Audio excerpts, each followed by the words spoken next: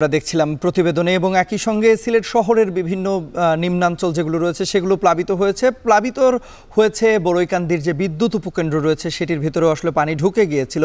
এ বিষয়ে আমরা আরো বিস্তারিত জানবো। সিলেটের বড়ইকান্দি এলাকা থেকে আমাদের সঙ্গে যুক্ত আছেন সহকর্মী রাকিবুল রাফি এবং সুনামগঞ্জের থেকে আমাদের সঙ্গে যুক্ত হয়েছেন সহকর্মী লিপসন আহমেদ। প্রথমেই যাচ্ছি রাফির কাছে। রাফি, দেখতে পাচ্ছি যে বৃষ্টিপাত অব্যাহত রয়েছে এবং পানিও রয়েছে, একটু জানাবেন যে নতুন করে কোন কোন এলাকায় আসলে পানি ঢুকেছে এবং বলছিলাম বিদ্যুৎ উপকেন্দ্রটির প্লাবিত হয়েছিল, বিদ্যুৎ উপকেন্দ্র রক্ষায় কি ধরনের ব্যবস্থা নেওয়া হয়েছে?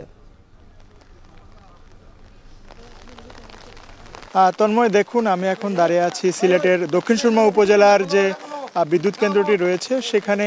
বিদ্যুৎ কেন্দ্র বিতরণ কেন্দ্র ৩ যেখানে রয়েছে, গতকালকে যে ঘটনাটি ঘটেছিল, অর্থাৎ ডাইক ভেঙে সুরমা নদীর পানি কিন্তু বিদ্যুৎ কেন্দ্র উপকেন্দ্রের ৩ নম্বরে ঢুকে গিয়েছিল এবং একই সাথে সাথে কিন্তু পানি উন্নয়ন বোর্ড এবং বিদ্যুৎ কেন্দ্র এবং জেলা প্রশাসন থেকে শুরু করে সিসিক মেয়র কিন্তু এই পানি ঢোকার ব্যাপারে তৎপর ছিলেন এবং সাথে সাথে কিন্তু সেনাবাহিনীর সদস্য যারা রয়েছে তারাও কিন্তু চলে এসেছিলেন সাথে সাথে। এবং একই সাথে সাথে যারা আছেন যে সেনাবাহিনীর সদস্যরা এসে একরকম পরিস্থিতি নিয়ন্ত্রণ করেছেন এবং যে কন্ট্রোল রুম রয়েছে সেই কন্ট্রোল রুমে কিন্তু একরকম একটা বাঁধ তৈরি করা হয়েছে, যেখানে পানি ঢুকলেও যারা সংশ্লিষ্ট কর্মকর্তারা আছে বলছেন যে পানি ঢুকলেও তারা আশ্বস্ত করছেন যে কোনো রকম সমস্যা হবে না। তবে এই মুহূর্তে যে অবস্থা দেখছি যে নদ নদীর পানি যেহেতু বৃদ্ধি অব্যাহত রয়েছে এবং একই সাথে সাথে পানি হু করে কিন্তু ডাইক দেওয়ার পরেও কিন্তু গলে কিন্তু পানি ঢুকছে বাসা বাড়িতে। এবং একই সাথে সাথে দেখছিলাম যে গতকালকে একটা লেয়ার ছিল পানির বস্তার, বালুর বস্তার, এবং একই সাথে সাথে এখন আমরা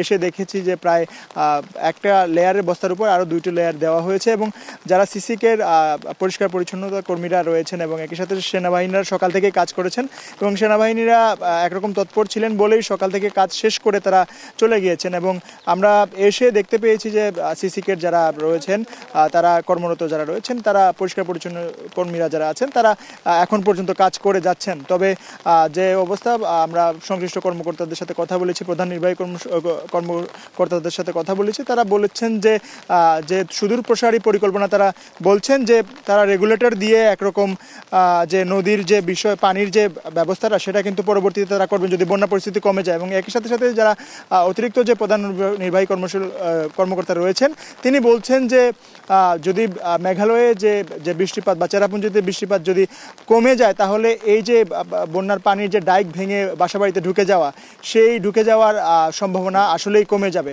তো এই ছিল আমার কাছে বড়ইকান্দির বিদ্যুৎ উপকেন্দ্র থেকে সর্বশেষ খবরাখবর। তন্ময়, এ পর্যায়ে আমরা যেতে চাই সুনামগঞ্জের সহকর্মী লিপসন আহমেদের কাছে। লিপসন, সংবাদ সংগ্রহের কাজে নিশ্চয়ই কিছুটা হলেও বিঘ্ন ঘটছে, কারণ আমরা দেখতেই পাচ্ছি যে পানিতে একেবারেই দোকানপাট যেগুলো রয়েছে সেগুলো এরই মধ্যে পানিতে প্লাবিত হয়েছে, বাসাবাড়িতেও পানি ঢুকছে।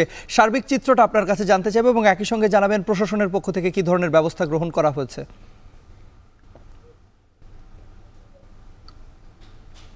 তন্ময়, আমরা কিন্তু সকালেই জানিয়েছিলাম যে সুনামগঞ্জের নদ নদীর পানি কিছুটা কমেছিল, তবে ইতিমধ্যে পানি উন্নয়ন বোর্ড আমাদেরকে যেটি জানিয়েছে যে সুনামগঞ্জের যে সুরমা নদীর 16 পয়েন্ট রয়েছে সেখানে আবারও নদীর পানি বাড়তে শুরু করেছে। অর্থাৎ এখন সুরমা নদীর পানি বেড়ে 42 সেন্টিমিটার উপর দিয়ে প্রবাহিত হয়েছে। অর্থাৎ কিছুক্ষণ আগে যদি নদীর পানি কমছিল, এখন আবার নদীর পানি বাড়তে শুরু করেছে। কিন্তু আবারও যে নতুন নতুন যে এলাকাগুলো রয়েছে এলাকাগুলো আসলে প্লাবিত হওয়ার একটি সংখ্যা দেখা দিয়েছে। পাশাপাশি যদি বলি আমরা যে ইতিমধ্যে কিন্তু সুনামগঞ্জের 7টি উপজেলা আসলে পানির যে নিম্নাঞ্চলগুলো রয়েছে সেটি কিন্তু আসলে প্লাবিত হচ্ছে। পাশাপাশি পৌর শহরও কিন্তু আসলে বেশ কয়েকটি এলাকা কিন্তু যদি বলি আমরা বিভিন্ন নদীর পানি পাটগুলো 3 দিন ধরে কিন্তু পৌর শহরে পানি ঢুকছে, কিন্তু এখানকার যে দোকানপাটগুলো রয়েছে সেগুলোতে আসলে পানি প্রবেশ করায় কিন্তু অবস্থা কিন্তু খুবই নাজুক, কারণ এই যে বন্যা পানিতে কিন্তু দরাবাজার কিংবা যে চাতক রয়েছে সেগুলো কিন্তু আসলে খুবই নাজেহাল অবস্থা। তো এই ছিল সুনামগঞ্জ থেকে বন্যা পরিস্থিতির সর্বশেষ। তন্ময়, সহকর্মীদের মাধ্যমে আমরা জানছিলাম সিলেট এবং সুনামগঞ্জ